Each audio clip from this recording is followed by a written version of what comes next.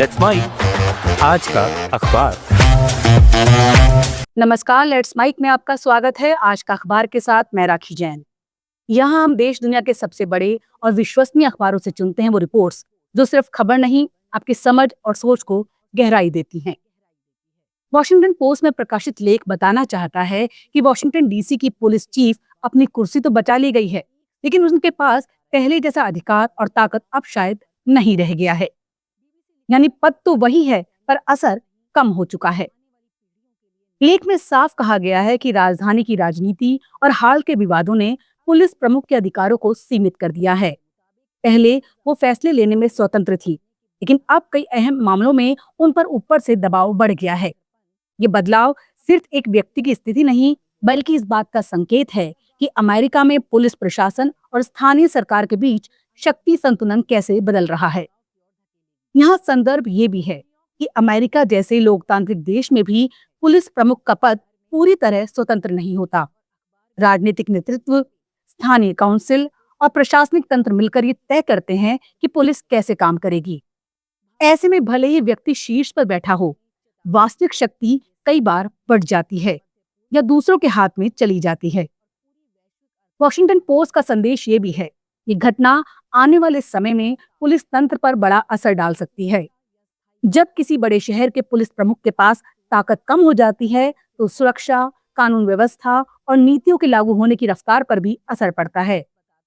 लेख यही सवाल उठाता है कि क्या केवल पद पर बने रहना ही काफी है, अगर अधिकार ही छीन लिए जाए तो। अल जजीरा में प्रकाशित लेख में दक्षिण अफ्रीका के सेना प्रमुख जनरल रुदजानी माफवानिया मुश्किल में नजर आ रहे हैं। वजह है उनके ईरान दौरे के दौरान दिए गए बयान, जिन्होंने घरेलू राजनीति में तूफान खड़ा कर दिया है और अमेरिका के साथ पहले से तनावपूर्ण रिश्तों को और उलझा दिया है। दरअसल माफवानिया ने ईरान में कहा कि दक्षिण अफ्रीका और ईरान के साझा लक्ष्य हैं और दोनों ही देशों ने हमेशा दुनिया के पीड़ित और मजलूम लोगों का साथ दिया है। उन्होंने गाजा और वेस्ट बैंक में इजराइल की कार्रवाई की आलोचना भी की। ईरानी मीडिया ने इसे राजनीतिक संदेश करार दिया। लेकिन समस्या ये है कि इस वक्त दक्षिण अफ्रीका राष्ट्रपति ट्रंप से रिश्ते सुधारने और भारी भरकम टैरिफ कम कराने की कोशिश कर रहा है। हाल ही में अमेरिका ने दक्षिण अफ्रीकी सामानों पर 20% टैक्स लगा दिया है, जिससे लाखों नौकरियां खतरे में पड़ सकती हैं। ऐसे समय में सेना प्रमुख के बयान को गलत जगह और गलत वक्त पर दिया गया बयान माना जा रहा है। सरकार ने तुरंत सफाई दी कि राष्ट्रपति को इस दौरे की जानकारी नहीं थी और सेना प्रमुख ने अपने संवैधानिक दायरे से बाहर जाकर राजनीतिक बातें की। रक्षा मंत्रालय ने भी उनसे दूरी बना ली और कहा कि वापसी पर उनसे सवाल जवाब होंगे। विपक्षी पार्टी डेमोक्रेटिक अलायंस तो यहाँ तक कह रही है कि माफवानिया पर कोर्ट मार्शल चलना चाहिए, क्योंकि सेना को राजनीतिक रूप से तटस्थ रहना होता है। विश्लेषकों का मानना है कि मामला सेना प्रमुख की कुर्सी तक हिला सकता है। तो अल जजीरा का साफ कहना है, ईरान में दिए गए बयानों ने दक्षिण अफ्रीका की कूटनीति को और पेचीदा बना दिया है, ऐसे वक्त में जब अमेरिका के साथ रिश्तों को संभालना जरूरी है। सेना प्रमुख के शब्द सरकार के लिए सिरदर्द बन गए हैं। डॉन में प्रकाशित संपादकीय में कहा गया है कि पाकिस्तान में डायबिटीज अब सिर्फ एक बीमारी नहीं रही, बल्कि कौमी संकट बन चुकी है। हाल ये है कि सिर्फ डायबिटिक फूड से ही तकरीबन 34 लाख लोग जूझ रहे हैं, जिनमें से कई को पैरों में जख्म और आखिरकार कटवाने तक की नौबत आ जाती है। इसके अलावा दिल का दौरा, लकवा, किडनी फेल होना, अंधापन, सब कुछ डायबिटीज से जुड़ा हुआ है। इंटरनेशनल डायबिटीज फेडरेशन की रिपोर्ट बताती है कि उम्र का फर्क हटाकर देखें तो दुनिया में सबसे ज्यादा डायबिटीज दर अब पाकिस्तान के बड़ों में पाई जाती है। यानी हालात बेहद खतरनाक हैं। संपादकीय कहता है कि कराची में Baqai institute of diabetology and endocrinology में जो नया मल्टी डिसिप्लिनरी सेंटर खुला है, वो सही मॉडल है, जहां एक ही जगह पर दिल, दिमाग, किडनी और आंखों के डॉक्टर मिलकर मरीज का इलाज करते हैं। लेकिन ऐसे सेंटर बहुत कम हैं और ज्यादातर लोग तो बुनियादी टेस्ट तक नहीं करवा पाते। लेख साफ कहता है कि डायबिटीज रोकी जा सकती है, लेकिन उसके लिए जीवन शैली बदलनी होगी। घर से ही शुरुआत करनी होगी। खाने में तोल मोल रखना, मीठा कम करना, रोज थोड़ी बहुत कसरत करना और शुरुआती लक्षणों को नजरअंदाज ना करना। इसके अलावा समाज और सरकार दोनों को कदम उठाने होंगे। स्कूलों और दफ्तरों में सेहतमंद माहौल, खेल के मैदान खुले रहने चाहिए। बाजार में बिकने वाले खाने पर साफ साफ लेबलिंग होनी चाहिए। और सबसे अहम, सरकार को एक नेशनल डायबिटीज कंट्रोल प्लान बनाना होगा, जिसमें रोकथाम, शुरुआती जांच, डॉक्टरों की ट्रेनिंग और शुगर इंडस्ट्री पर टैक्स व सख्त लेबलिंग कानून शामिल हो। संपादकीय का सीधा संदेश है, अगर आज पाकिस्तान ने डायबिटीज को गंभीरता से नहीं लिया तो आने वाले सालों में लाखों जिंदगियां छीन लेगी और देश की सेहत व अर्थव्यवस्था दोनों को खोखला कर देगी। लेकिन अगर अभी से सही कदम उठाए जाएं तो हालात बदले जा सकते हैं। बीबीसी में प्रकाशित लेख में कहा गया है, हफ्ते में सिर्फ 4 दिन काम करने का चलन दुनिया में तेजी से फैल रहा है और इसके नतीजे चौंकाने वाले हैं। रिसर्च बताती है कि 4 दिन का वर्किंग वीक लोगों की सेहत सुधारता है, खुशी बढ़ाता है और काम के प्रति संतुष्टि लाता है।